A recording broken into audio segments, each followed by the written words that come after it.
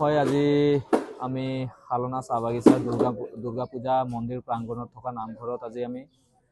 অসম চাহ জনজাতি ছাত্ৰ সন্থা কলিয়াবৰ শাখা সমিতি আৰু অসম চাহ মজদুৰ সংঘ নগাঁও শাখা সমিতিৰ বিষয়ববীয়াসকল উপস্থিত হৈ এক জৰুৰী আলোচনাত মিলিত হওঁ। অহা ইংৰাজী 1 মে তাৰিখে যি আন্তৰ্জাতিক শ্ৰমিক দিৱস, সেই শ্ৰমিক দিৱসটি বহু বছৰৰ পিছত আমি যুটীয়াভাৱে উদযাপন কৰাৰ যি মনস্থ কৰিছোঁ আৰু আজিৰ এই সভাত এখনি আভ্যৰ্থনা সমিতিৰ যোগেদি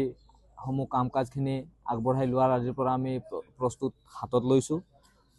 আমি অসম চাহ জনজাতি ছাত্ৰ সন্থা কলিয়াবৰ শাখা সমিতিৰ তৰফৰ পৰা উক্ত অনুষ্ঠানত হাইস্কুল শিক্ষান্ত পৰীক্ষাত উত্তীৰ্ণ হোৱা তথা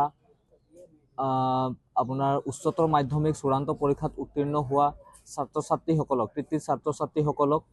আমাৰ তৰফৰ পৰা এখনি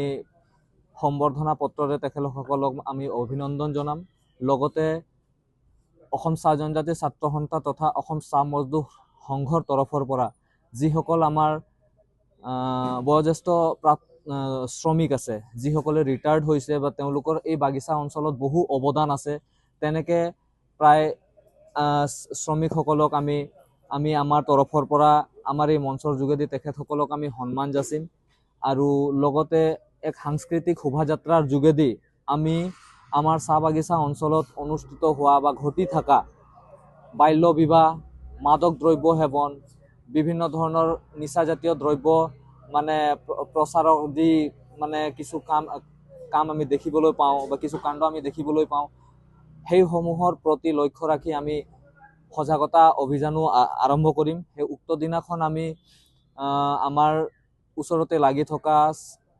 বিভিন্ন মহাবিদ্যালয়সমূহৰ পৰা অধ্যক্ষসকলক বা প্ৰফেচাৰসকলক আমি নিমন্ত্ৰণ জনাম, যাতে উক্ত মঞ্চৰ যোগেদি যিসকল আমাৰ আগন্তুক শিক্ষাৰ্থীসকল কলেজত এডমিশ্যন ল'ব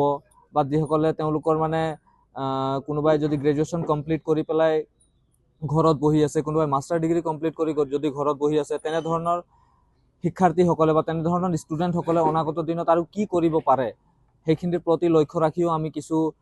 বুদ্ধিজীৱীসকলক বা কিছু শিক্ষাবিদসকলক আমি আমন্ত্ৰণ জনাইছোঁ, যাতে উক্ত অনুষ্ঠানৰ দ্বাৰা তেখেতসকলে বহুত ধৰণে ফলপ্ৰসূ হ'ব পাৰে আৰু লগতে আমাৰ চাহ শ্ৰমিকৰ যি সমস্যা, সেই সমস্যাসমূহৰ বাবে আমি আমাৰ শ্ৰম বিভাগক আমি নিমন্ত্ৰণ জনাম আৰু উক্ত মঞ্চৰ যোগেদি আমি সেই শ্ৰম বিভাগক আমাৰ শ্ৰমিকসকলৰ যি মানে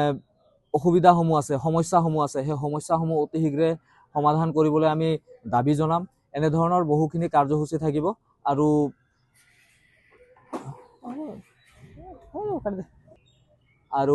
উক্ত আন্তৰ্জাতিক শ্ৰমিক দিৱস দিনাখন আপোনাৰ এই প্ৰচাৰ মাধ্যমৰ যোগেদি আমি সমূহ কলিয়াবৰবাসী ৰাইজ তথা সমূহ স্থানীয় ৰাইজক আমি নিমন্ত্ৰণ জনালোঁ। ধন্যবাদ। জয় আই অসম, জয় টু আৰ্টছা।